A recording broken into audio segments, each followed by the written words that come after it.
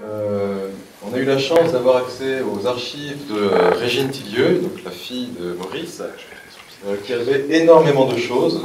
Elle a pratiquement tout conservé, depuis les tout premiers dessins, dessins d'écoliers jusqu'aux planches de Gilles Jourdan. Donc je leur ai rendu visite, je me suis installé chez eux avec un scanner. J'ai passé quelques jours, 10 jours en fait, à prendre tout ce que je pouvais. C'est-à-dire, j'ai scanné 500, 600 dessins qui nous ont servi de base pour ce livre. Et lorsque j'ai commencé à bosser dessus, d'autres collectionneurs sont venus avec leurs dessins, avec leurs planches, ce qui nous a permis à la fin d'avoir quelque chose, j'espère, d'assez complet. Donc ce que je vous propose, c'est qu'on commence à feuilleter un petit peu le bouquin. On commence par ça. C'est des cahiers d'école, des vrais cahiers d'école, donc c'est le tout premier dessin. Il avait 10 ou 12 ans à peu près quand il les a faits. Alors, les dessins d'enfance, évidemment, c'est toujours très intéressant.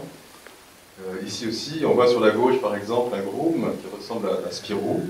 Oui, en 1935, Spirou a été créé en 1938. Exactement, donc c'est une coïncidence. Il y a plein de gens dans la salle qui savent très bien que Spirou a été créé en 1938. C'est pour les rares qui ne le savent pas que je le précise. Donc voilà, il avait pressenti Spirou, et sur la page de droite, en fait, on voit un petit peu tous les thèmes qui vont lui être chers pendant toute sa carrière. Il y a des armes à feu, puisqu'il était collectionneur d'armes à feu, il y a la mer, il y a de l'humour, on voit le show Marx. Ouais. Et les histoires de bandits et de policiers. Ouais, et puis aussi cette carte exactement, de la province de Namur qui montre bien aussi la proximité de Tillieux avec la France, parce qu'il avait des parents d'origine française, qui venaient du nord de la France d'ailleurs, et il a beaucoup vécu, il a beaucoup sillonné la France, et ça se voit beaucoup dans ses dessins.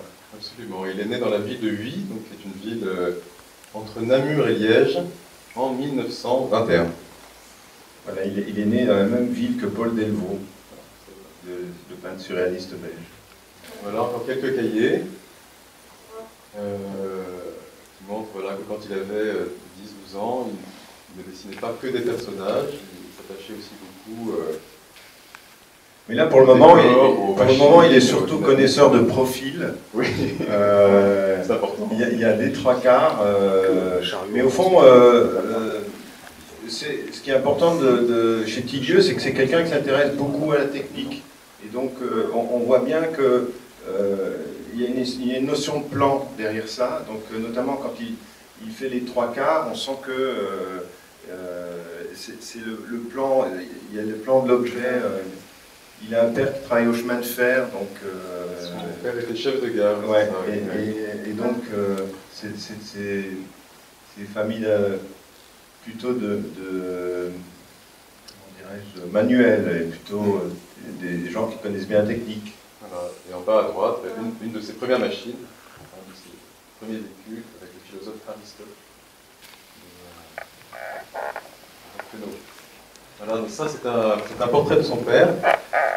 C'est intéressant parce que c'est à peu près les seuls dessins réalistes que je connaisse, Tillieux. On voit sur la gauche quelques études de Chalet, et sur la droite un portrait de son papa qui lui servira de modèle, je pense, quand il dessinera Crouton, l'inspecteur Crouton. Ouais. Ici, ce sont les tout premiers dessins publiés entre 1938 et 1940 pour le Furteur. Oui, parce que ce qui est important de savoir, et c'est une vraie bizarrerie, et c'est pas la seule bizarrerie qu'on retrouve aux éditions Dupuis, c'est qu'il publie dans Spirou dès 1938 en fait. Parce que Jean Doisy... Ça, il était pistonné. Ouais, Jean Doisy connaissait quelqu'un de sa famille, et donc... mais ça n'empêche que Dupuis ne va pas lui ouvrir la porte. Il va avoir droit à faire quelques crobards. Et Dupuis avait des a priori comme ça. Par exemple, Dupuis n'aimait pas Maurice.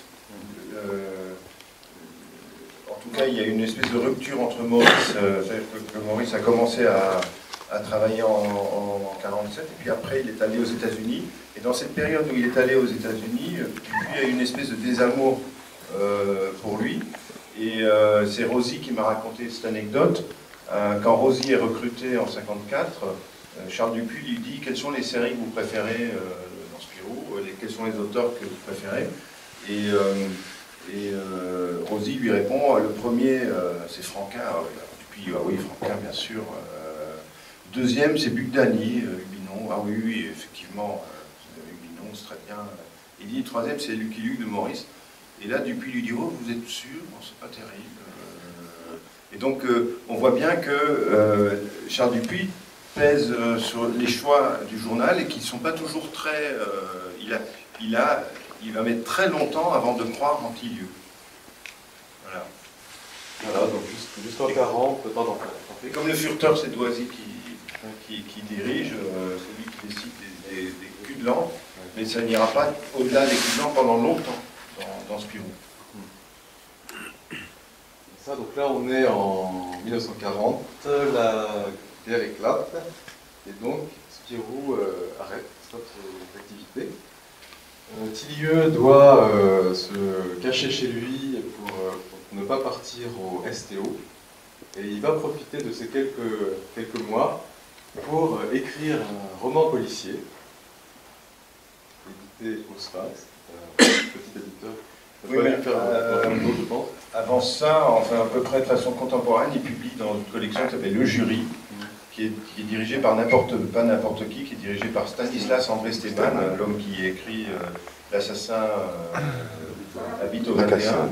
Et notamment, il y a un autre grand scénariste de BD qui publie dans Le Jury qui a 15 ans, qui s'appelle André-Paul Duchâteau, sauf qu'à l'époque, il signait André Duchâteau. Ce qui fait dire à Stéphane Steban qu'il s'est donné un deuxième prénom pour se faire un nom. Et donc effectivement, c'est un moment où les romans policiers peuvent être publiés parce que comme il n'y a plus d'import du côté anglo-saxon, on peut publier sous son nom dans cette période de la guerre. Alors Paillasson... Alors là, il y a 3 livres comme ça, qui sont des livres pour enfants. Sur les premiers, il ne prend que les dessins, il en dessine un, le troisième, où il fait les dessins et les textes. Alors on voit évidemment l'influence de Rabier, c'est net. Mais moi je pense que ce sont des dessins qui sont antérieurs à 40. Je pense qu'il a eu l'occasion de les publier à ce moment-là, mais que c'est des créations qui sont antérieures. Parce qu'on voit bien qu'il y a une grande différence de maturité entre les dessins que vous avez vus du Furteur et celui-là, et ne fût-ce qu'au niveau de la signature. Alors on voit que la signature est un peu enfantine, donc je suppose que ce sont des travaux plus anciens. Voilà, quelques autres